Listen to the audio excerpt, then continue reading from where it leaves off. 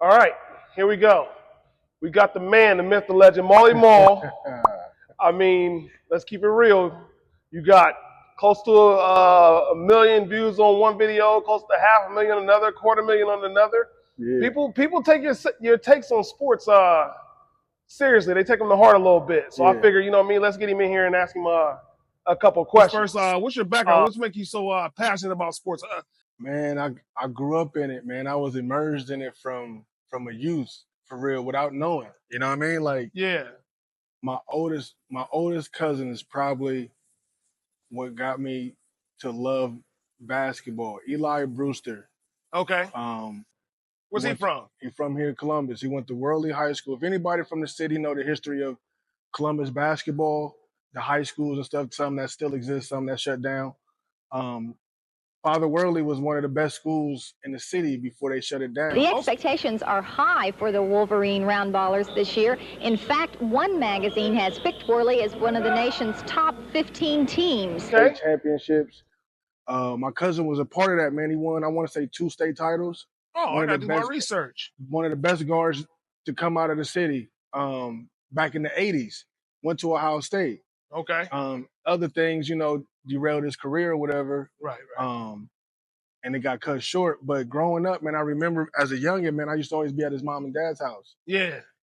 and they had film. I used to just immerse myself in his film from high school. Okay. The little bit of film he had at Ohio State, I would just immerse myself because he was cold. He was the first Jordan I seen. He was the first Really? Dr. J. Ooh. I mean, he was cuffing it in high school in the Ooh. '80s. You know what I mean? Okay. The big ball, the big ball when training. For sure. They used him as a training dummy, sort of say, when they brought that ball out, man. He was like a test dummy for a lot of things. To see how it worked. Like, let's Yeah, use this dude's I jump. remember when he passed away a few years ago. I remember at his funeral, man, there was so many like guys in there that it was astonishing because I knew how great he was, Right. but I didn't know what magnitude for real. Like you hear family talk about him, but Of it's course. family. It's Of kind of course. biased. But when you get other people get up there at his eulogy and they talking, man, it's like, yo, he Yeah. was really him. Yeah, it's You know what I official. mean? You hear So other he people was the saying, first, man, and then my brother, of course. Legend in the city in the sense to the ones who know, East High School. Okay. Graduated in '93. What's his name? Jermaine Henderson. Okay. Went on to play at Miami of Ohio. Didn't have a great college career. Right. Injuries kind of hurt him his first 2 years, blew out his knees. Yeah. But he stayed the course, fought through, and immediately after he graduated, he became a coach. So he graduated college '97. Went to And coach. then went into coaching basically immediately. But that's where watching my brother, seeing that film with my cousin, man, that's where it started. Right. It wasn't until I got at the West Side Boys Club Right. That's what we ran into. where I knew, where I kind of started feeling like I can be something in this. Okay. You know what I mean? Yeah. Scott Bradley, Pops. Right. That's my Pops. Anybody know his program, man? West Side Dolphins. Legendary. That's where my love for sports playing there. And then the football, the Dolphins. For sure. That's where it really, like, it started with my family, but Coach Scott is the one who poured it out of me because I was just a ghetto kid running around. Yeah. I ain't understand nothing. Right. He was the one who was like, yo, nah, you special, son. Nice. And he pushed it. And then I just immersed myself in it, the history and how I would approach if I was some of these players today. So that's my passion. So you would say that A fair statement. Then it sounds like from where you're coming from is like, in all honesty, your basketball or even sports IQ is just above your, most people that kind of talk like they know it, but you saying you from being immersed in it and being surrounded by it, your IQ would be a little bit higher than most people's in this game. I think so. And yeah, man, I played against some good talent. I've seen some of the best. Deron Lewis's of the city. You know what I'm saying? The Nike League. Cold, sure. Drew Lavender. You know what I'm saying? We came up with legendary. those dudes. You know what I mean? Yep. Tyhan Johnson. I seen all these dudes. Like, you know what I mean? So and it's crazy because some of the guys you're naming actually they are still involved. They're still coaching. They're still training other people. These are names that are definitely legendary throughout the city of Columbus. Actually, the state of Ohio even. You can go there with it for real. Yeah. It's beautiful, man, because I got to be around it in a different aspect that most people don't understand. So even though I got to the point to where I wasn't playing anymore, I was still emerged. You know what I'm saying? I was living with my brother. He's a Division I college basketball coach. Some of these names Shout people out to don't him. know. But if you know basketball in Ohio, Chet Mason from Cleveland South, went to Okay. Miami of Ohio. Juby Johnson went to Warrensville Heights. Danny Horace. I was around these dudes, man. Some of these dudes, I was on the court with Wally Zerbiak. I played runs with Wally Zerbiak. You know what I'm saying? Okay. Zerbiak had that jumper. Yeah, like I shared the court with him at one. It wasn't a serious game, but I was on the court with him. You know what I'm saying? Yeah. So I stood next to some legends. Ain't nothing to talk about. The Worthington League back in the day. Worthington League. My brother was out there. My brother was best friends with Jim Jackson. So yeah, I got to see a lot, man. I was a part of stuff that most kids was dreaming about. Like the things that I got to see, most kids wasn't understanding that I was a part of that. I didn't even understand it. Right. You saying that I'm just pulling it from the memory bank of stuff I've learned. I know what's good, what's bad, what's supposed to happen here. Yes, sir. That's all it is, man. So let me ask you this then. So would you say right now, as far as like the youth sports go, and as far as people, because one thing I'm noticing a lot of that people are doing is they're taking a child and they're holding them back one so they can get into a certain quote unquote draft class or certain class anyway, right? They don't call it a draft class. They call it a class. Reclassifying. Yeah, reclassified, right? Do you think there's an advantage or a disadvantage to that? Because some people say, well, that's quote unquote cheating, but other people say, well, if you were really a competitor, why are you worried about sliding the other direction? What's your take on that? Man, if you're special, you're special. That's where we come from. Man, wasn't no handouts, man. We wasn't trying to. You might have had some kids who didn't have to go to class. Right. You know what I mean? They might have curved some grades to make sure you was eligible. Nothing to talk about, yep. But we wasn't thinking about, yo, I'm a part of this class. Let me move down or move up to this class because it'll be better or more beneficial. Right. Man, if you him, you him. I saw a quote from Amon Shumpert. And Amon Shumpert was basically saying something. I actually showed this to my daughter because we was going to a big tournament. She played volleyball. Don't worry about being ranked. Don't worry about being the man, nothing. Just when you see the man, beat the man. It sounds like this reclassification stuff is like, oh, I know who the man is in the 2026 class. Let me slide out of his way because I play that same position. Yeah. Do you think that's coming off scary from the parents' point of view? Or like, what's the valuable lesson in there for the kids at that point? Like, what are we teaching them if we say, slide to the left a little bit, let's get over here with them the weekend? Find an easy approach. And it's, you know what? That's crazy. It kind of goes back to how people felt about Will Howard leaving Ohio State to go to Syracuse. People was like, you don't want to compete. You know what I mean? You running from the competition. Yeah. Sort of say, don't run. I don't agree with it. If you're supposed to be 2026, be 2026. That's it. That's all it is work. He might be better than you now. Don't mean that in 2 years your stock can't rise and be higher than his. He might get injured, God forbid. You know what I'm saying? You never know what can happen. So anything can happen. You stay the course though. Just stay the course, get better, keep working, keep pushing. Parents got to stop being so involved. That's a huge issue. What do you mean when you say so involved? Like what's some areas or some things that you've seen in youth sports where you say, nah, you need to step back off of that and let the kid go through that, or let the coaches in the program do the. That's not. If you ain't on the coaching staff, it ain't your job. It's not your place. You put your kid out there with those men or those women. You trusted them with that. Right. Leave it be. If your kid is really what you think they are, they will be what they need to be. But you can't force somebody to put your kid in that position. You know what I mean? Right. You can't walk up and be like, yo, I know my son is this. He needs to be starting. If the coach believes that Johnny is better than Lil Rico, then Lil Johnny needs to be playing over Rico. It doesn't matter that Rico's dad is demanding his son start. Parents got to just remove themselves, deal with it. Hey, when they come home and they having that rough day, man, practice, man, coach was riding me. Then you just reiterate, hey, this is why coach is riding you. That's what parents are for. That's your position. Gotcha. You know what I mean? Your position ain't to be telling the coach what they need to do or whatever. Let's talk, something that's really heavy then as far as like what the parents are looking at right now, NIL deals and such. So when the money gets involved, do you believe that kind of tarnishes the goal or makes them make these decisions to reclassify or whatever because they think that they're going to get more money in college? Because now you don't got to wait to the pros to be a millionaire. Right? Like now you can do that way earlier. Yeah. I think the money, and it's crazy, man. My brother is still a coach. I ain't gonna dive into some of the conversations that we have, the intimate conversations that we have. But Okay. just from me, from the outside, from an outside view per se, the money is clouding the overall goal. You know what I mean? Right. Okay. Because it's also diminishing the work ethic. How would you think that the NIL structure should go as far as college? Let's skip all the way to college and say, okay, NIL is completely legal now. Name, image, likeness. You can now make money off your name, image, likeness through your school and communities or whatever it is you have going on in the states that you go to or whatever. In that scenario, how would you think they could improve that program? Because right now it's kind of open season. Open. You get your money, you get a whole lot of money. Contracts. There's no limit on it. What you thinking? Contracts. Mm. You want to get paid? Contracts. Just like the Okay. NFL. Okay. You get NBA, you get contracts. Hey, you sign a letter of intent to come to my school for 4 years. You locked in for 4 years. You get one transfer Okay. in your 4 years. If you decide to transfer and we paid you a certain amount of money, you're going to have to pay back some of that money. The percentage of it. It's no different than if you get cut. You feel what I'm saying? In the Okay. NFL or something. They need to just set the guidelines and they need to follow the blueprint of the professionals because it's a lot of money.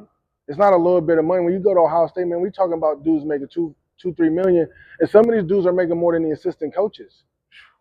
You know what I'm saying? If my man Jeremiah Smith is making $2.4 million, and his receivers coach is making 1.7, For real. how you telling him to go to class? He's not listening to that. He ain't listening to I'm nothing. making more You know than what I'm saying? Hey man, I got a check I'm the right big this dog paper. now. You're not. Come on, man. It makes it harder for the kids to listen and get the message too. So if the coaches is giving them solid game, it's like the kid who hear it, but he ain't really like in one ear out the other. Right. You know what I'm saying? We all did that as youngers. sure. You're Like not we had listening to those moments. everybody. So just imagine if we had money. Right. Imagine how we would have been. Way too like cocky. we get mad at them now, but yo, it might have been worse with us. Really feeling That's yourself. the crazy part. Really. So it's scary where it's going, but I like it because a lot of kids are changing their families' lives, man.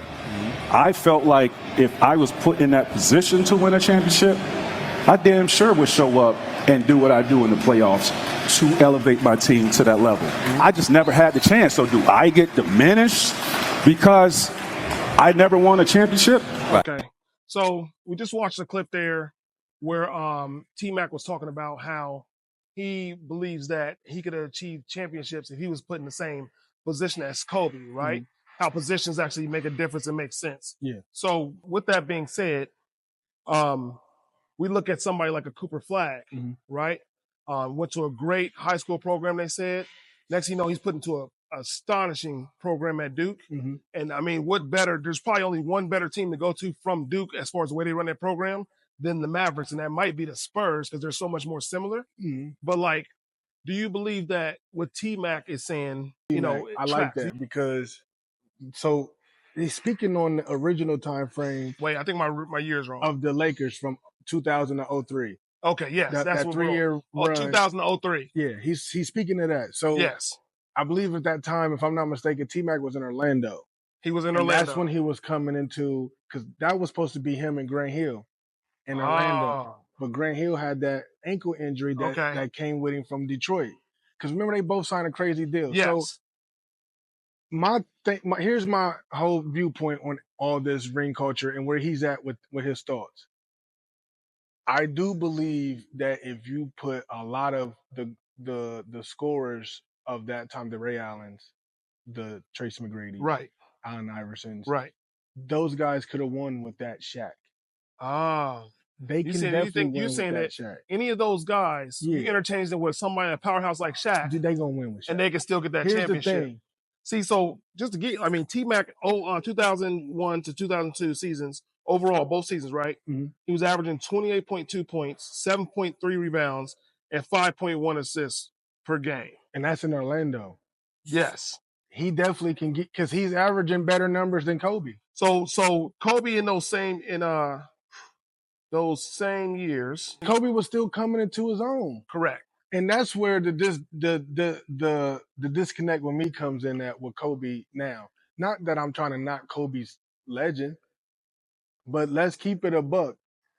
those first No, 3 people get serious rings. about Kobe. You got Yeah, oh, they love Bean, and I love Bean too. okay. But that Kobe had to grow into what he grew into. Those first few years when they was with Nick Van Exel and Eddie Jones, Right. and all those dudes, it was different. His role was different. Shaq was there, but Kobe's role was different. He grew into a role. They shipped Eddie out. You bring Kobe into the starting lineup in year 3. They start to make some progress. You bring Phil in. You bring the triangle. You bring in some vets, Robert Ory, Rick Fox. They built it. They built a solid foundation because that's what Phil does. He tries to anyway back then. So if you put a lot of those guards, man, it ain't no one's diminishing anybody because I've never heard anybody say T-Mac isn't a legend. Right. I've never heard anybody. I've never heard anyone say that. Ray Allen isn't a. I've never heard anyone say that. If you take Ray Allen's ring away, the Boston or the Miami ring. Okay. Ray was a legend before that. We grew up on Ray. 100%. So it's these narratives now that's like, if you don't win a ring, you're not a legend. No one ever said that Barkley wasn't a legend. Right. Barkley's always been a legend. It was just, hey, he ain't win a ring. Mike shut him out. So one thing that you definitely touched on, though, you said that a lot of people complain and try to say that Steve Nash stole one of Kobe's MVPs, technically. Like, he shouldn't have won it 2 times in a row. So in the 04-05 season, Nash was doing 15 and a half points a game, 11 assists. They were 62-20, though, with the Phoenix Suns. In the 05-06 season, he was at 18 points and 10 assists. Again, Suns with a strong record, 54-28. And that was his second MVP. That 05-06 season, when he had 18 points and 10 assists, that same season, Kobe had 35.4 points, 5.3 rebounds, and 4.5 assists a game. He played 80 games that season and led the league in scoring. And you saying that Steve Nash was more valuable. So let me ask you, when you say most valuable player, what are they saying when they say that? And then we'll circle back to why Steve Nash would have beat Kobe in the most valuable player award. The most valuable player is, to me, it's the one who keeps the engine running on your team. It's the one who brings the most value to your team. Okay. And part of that value also is, if you remove this person, okay, this super valuable person, right? How good is your team in terms of wins and losses? Because at the end of the day, that's all that matters. Okay. Right? Yep. Kobe can average 40. Okay. If he's 8th in the West and Nash is averaging 15 and 12, but he's the best point guard in the league, and everyone knows that if you take Nash off this team is probably where Kobe is. That's why Nash gets the nod. His team is better, and he's the best point guard. Man, that's tough. That's tough because with that logic, I mean, you could go as far as to say there could be a bench player that could be the most valuable player in the NBA. Are you saying that that's possible? I mean, no, because you can remove there's a team, there's a guy in that locker room, there's a guy in that practice, there's a dude that everybody listens to, that we hear about him all the time. You had him in high school probably, but he wasn't that on the court. His value wasn't that of on the court. So do any of the off the court things matter when you talk about the most valuable player?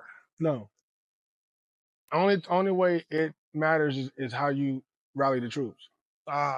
That's it. Okay. If you can get your team to buy into what you and what the coach and everything is trying to get y'all to buy into, right? If you got that leader who can get everybody to get on board and we all rolling, this train is rolling smooth, we all connected, we know where everybody's supposed to be at all times, everybody's doing their job, and he's holding people accountable along with himself. Yeah. You know what I mean? I can't give Kobe.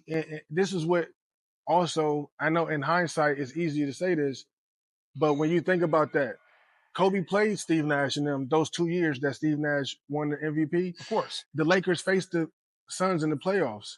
They beat them both years in the first round. Okay. First year, it was, I think, 7 games. No, the first year, I think it was 4 or 5 games or something like that. And then the second year, it was 7 games. But that's the game where Kobe decided not to shoot in the second half. Yeah, I saw you say something like that. You said guys need to quit acting like Kobe didn't give up.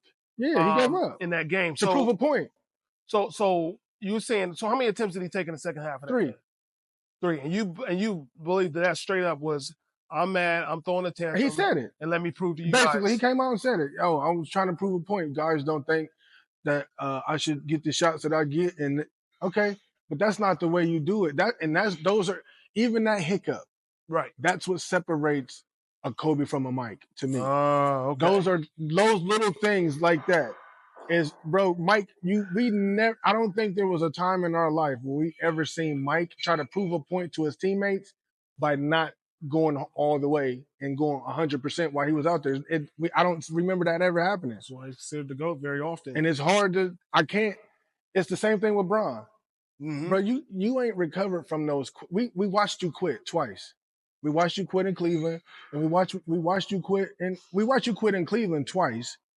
We watched you quit in Miami in a sense, all because now we getting it out. But So the Miami thing ended because you weren't getting your way.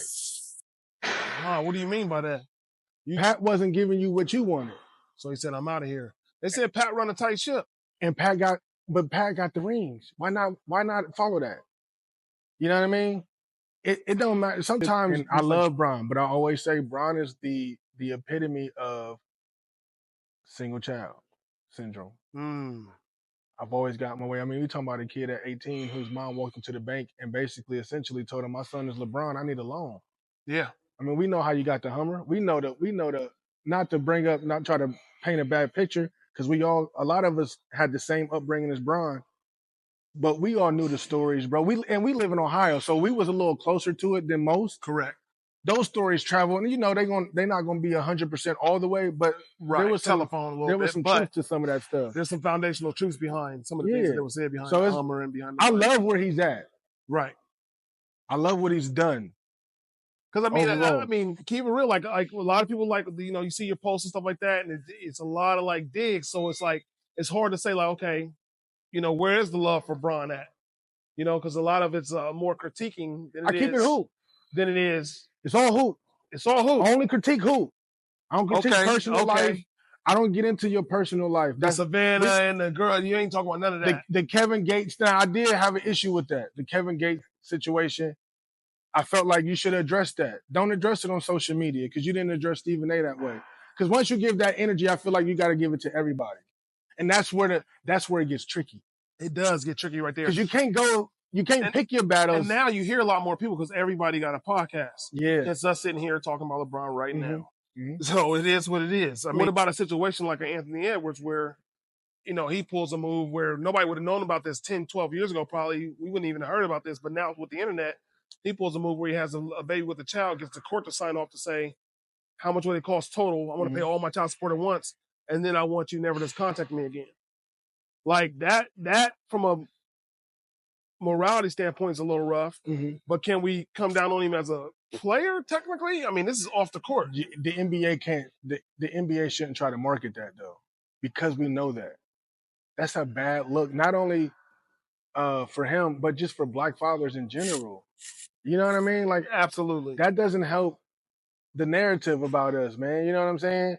Like, I love Ant, but it's hard to support a guy who has that stance as a father myself. Yeah, I couldn't imagine telling the woman that I made a kid with, hey man, here, they told me this is how much I got to pay you, and I can pay you this amount, and I'm done with you for 18 years. Morally, I couldn't do that. That's a different type of soul, man. That's a different kind of soul. Somebody's out there literally with your blood in their system, and you won't have nothing to do with them. So let me ask you this. So they were talking about individual accolades versus rings, right? And they were looking at the top 75, top 50, and all that, and all those different categories and stuff.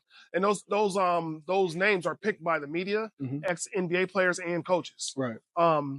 With that being said, there's a lot of people on that list that don't have rings, of course, because not everybody gets a ring, and they're above people with rings. But the ultimate goal the NBA does always say is the championship. We're going for a championship. Everybody's competing for the championship. Is that really what should that still be the goal? Compete for championships or individual accolades? Because the Hall of Fame appears that the more individual accolades you rack up, the better your chances are of getting that jacket. The Hall of Fame and rings is two separate things. You feel what I'm saying? Okay. And we're trying to conflate the two. The Hall of Fame is for your personal career. Okay. That's for what you've done as a player. That's for your individual greatness, all your accomplishment, all that you accomplished as a player on these teams or a team. Because of what you accomplished, we put you here.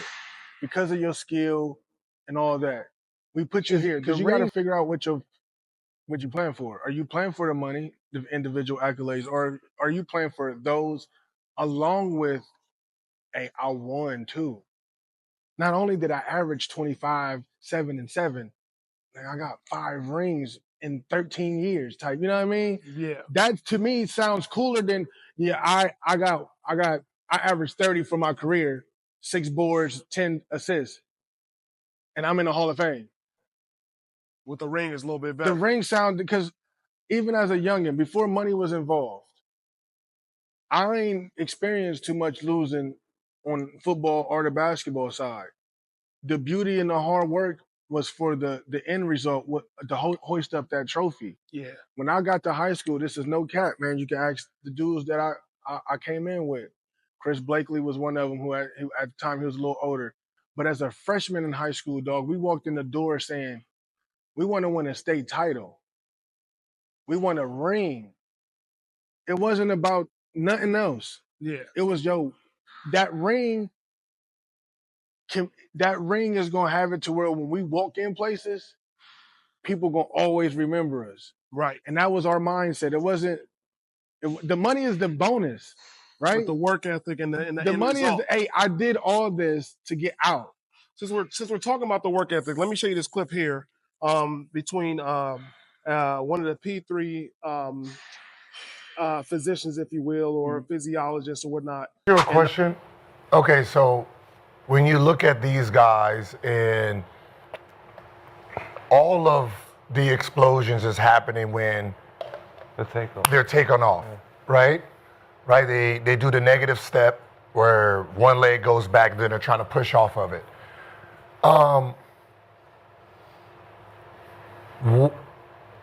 Track is kind of like the same movement, but no one's tearing their Achilles off the start.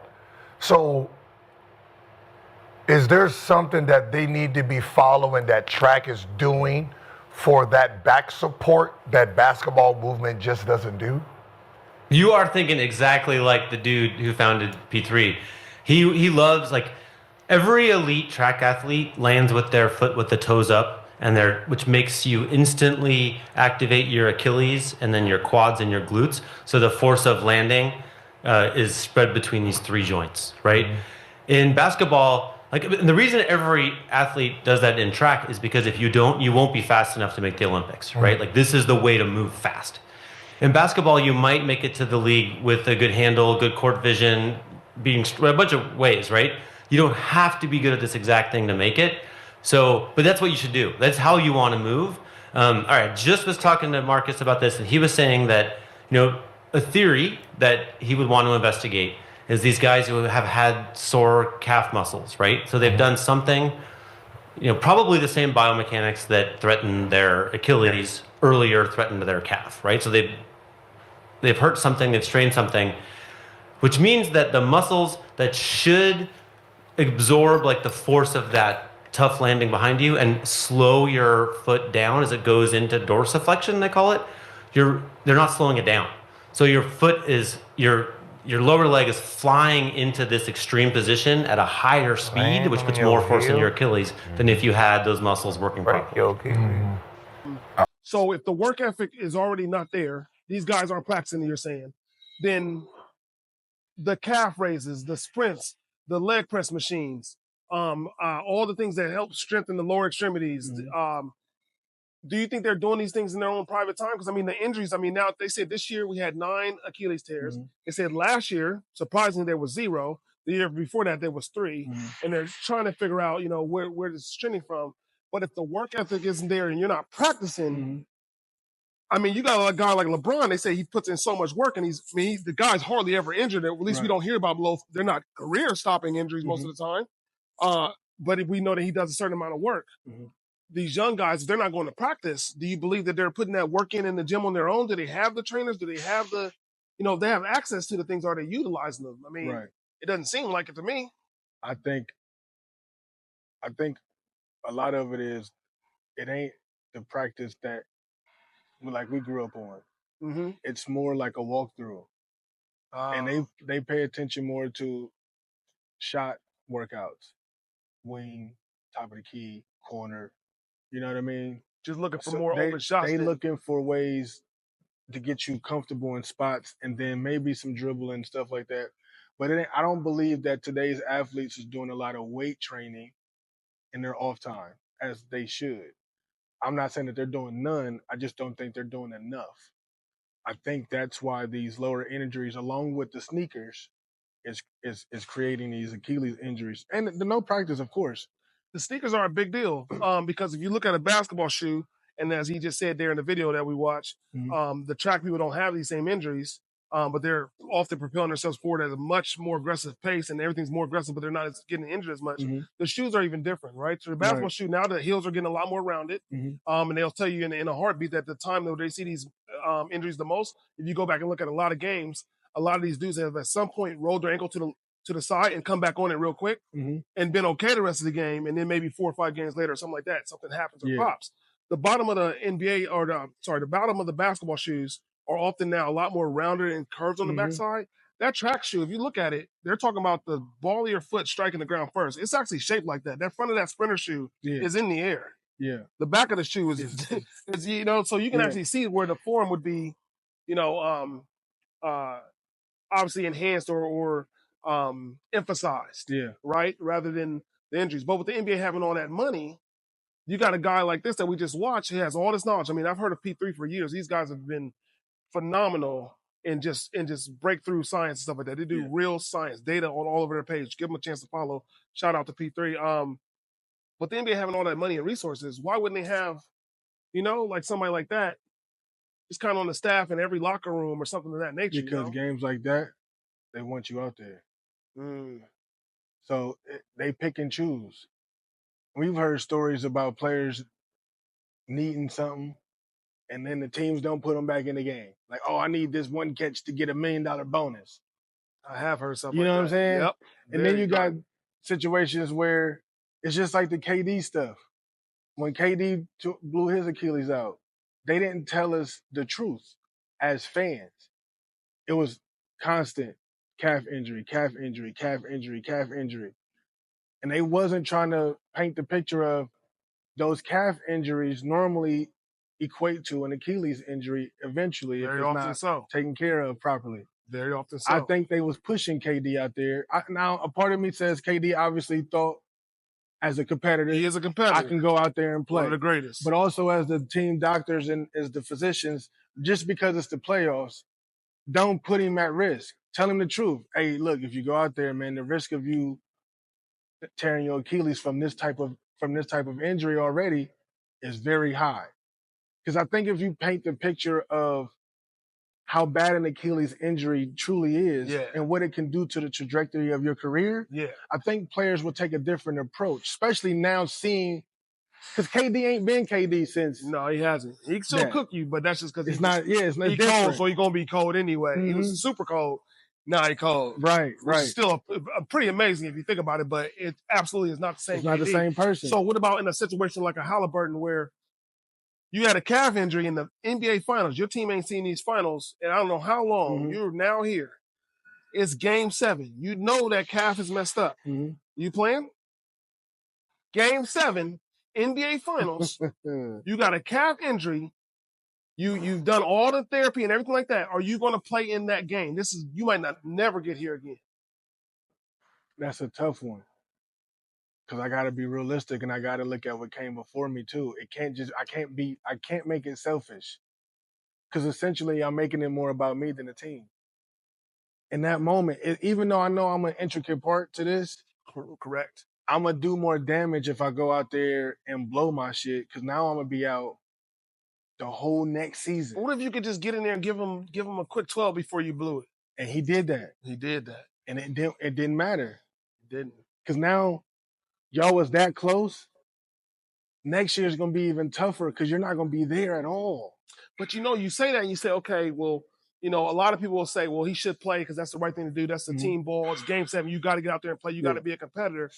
But also, we know how it is in these sports. Mm-hmm. That same team, thank you, Indiana, they can trade you when they want to. You're supposed to be loyal Bottom and line, do all these things. you got to become a businessman in that moment. That's what I was You got to make a business decision. Is it a business decision or a competitor's mindset? And in that moment, you got to make a business. It can't be competitor no more, because the competitor in you can lose you out on even more millions down the line. Because the millions that they getting now, those millions, the first millions always go. That's why they go broke. 100%. You're trying to get that second contract, that third contract. You blow that Achilles, it's gonna make it harder to get that. Versus, hey man, you got to have a real conversation with yourself. You got to have a real conversation with the coaches. Mm-hmm. You got to have a real conversation with the soldiers that go out there and battle with you every night. Because you saw some of them come to that tunnel. They wasn't even messing with him like that. They felt hurt. like he let them down.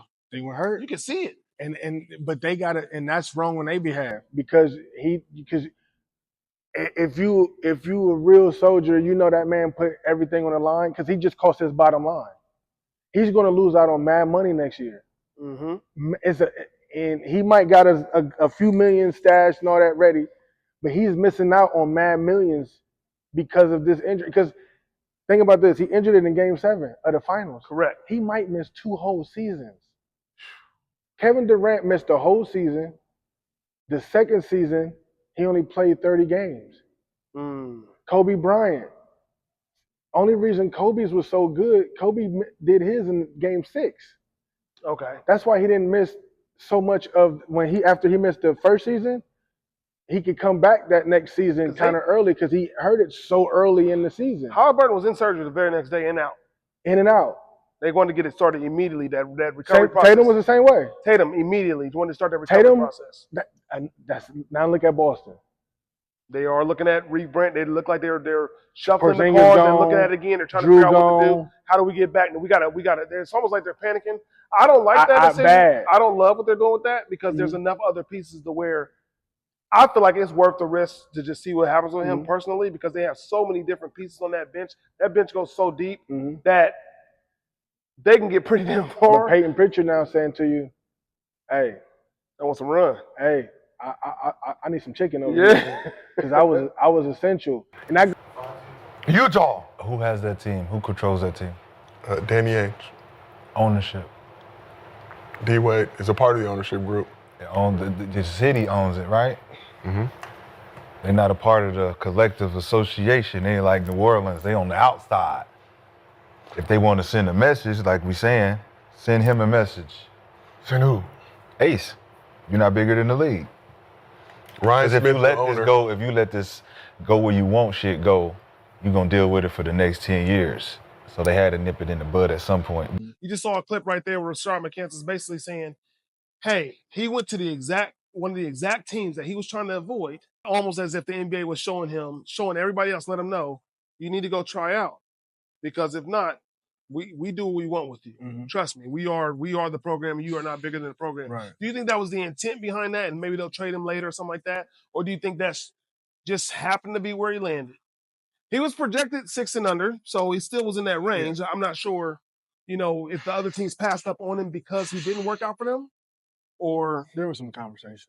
GMs talk, owners talk, and they don't like a mug trying to come through and show them up. That's real. On both sides, the NFL owners is probably the worst of all.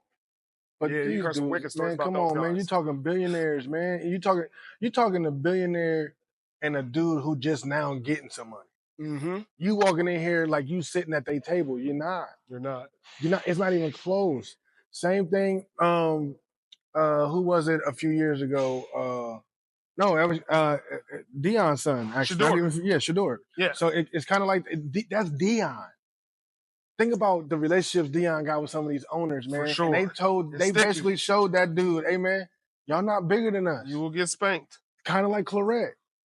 Claret went to try to go battle the NFL. Hey, you not bigger than us. You got a couple mil.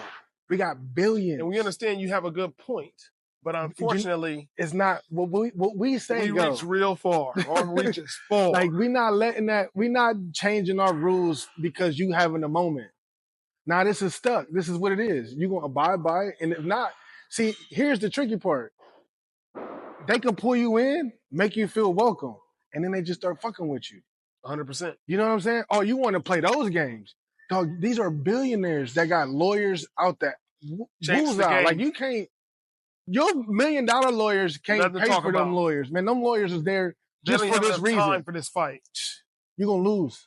They got lawyers that they can go on vacation. They got 4 other ones working. Yeah. What My Biggie lawyer go on say- vacation, I got a problem. What Biggie say? I got lawyers watching lawyers. That's what they essentially got. So dudes just got it, man, and just humble. Humble themselves. Remember where you come from, man. And everybody's, because now everybody's moving like they always had the bag. I've always been up. No, you wasn't. No. Come on, man. Everybody wasn't always up. Everyone says they authentic, but the authenticness don't show for real. You know what I'm saying? Ever. Because it's really, even in the sports world, everything is becoming, I got it and you don't. Mm-hmm. Let me show you what I got that you don't have. You know what I'm saying? It ain't no, hey man, I got this. Let me show you how to get it. No. You know what I'm saying? A lot of people ain't If you want me to show you how to get it, you got to pay me. Yeah. I miss when the older guys did it just out of the love. It's kind of like Little League football back when we was coming up. Man, them dudes was volunteering, man. Volunteering. No money involved. That's when it was pure. Because that's where the love was truly there. Money messes up a lot of things, man. It messes up a lot of things. It messes up Everything. relationships in every aspect of life. But it's one of those things that it takes so long to learn because it takes so much maturity to understand that how frivolous and actually, quote unquote, made up the concept of money is anyway, really. It's just, you know, so, and we just follow along because that's what we were taught from the jump. And then you get later on, they start calling you woke or whatever that is. Yeah. All right. So, I mean, I think that's good. We covered a lot of subjects. We got a lot of good content and stuff like that for people to touch on and speak on. Let people know where they can follow you, or if they want to message you or send you a DM, or they got something they want to, a fact or something they want to point out to you, where they can catch you at. Man, catch me on TikTok, my Instagram, everything. My name Jamal, Maaly Maal on my TikTok. And I'll have you tagged in there too. And you know what I'm saying? I'm on there on my TikTok. I break down. I'm the guy who's going to critique the professionals. I'm the guy who's going to challenge the narratives. You know what I mean? Because we like to change them. So you catch me on there. I haven't been active as much this season, but I told myself next year I'm going to definitely be on it. For sure. We need you on there. We need you. Regardless, I'm going to start making sure that I get on it and start putting that out there, even when it ain't a season. Yeah, because you got good takes, man. People want to hear material. it. People like the with you. The Ace Bailey stuff is interesting, man. I'm waiting to see his career. I want to see what happens. The way he's walking in the door a little more cocky than Melo. Definitely more cocky. But he's on that trajectory like, yo, I do what I want.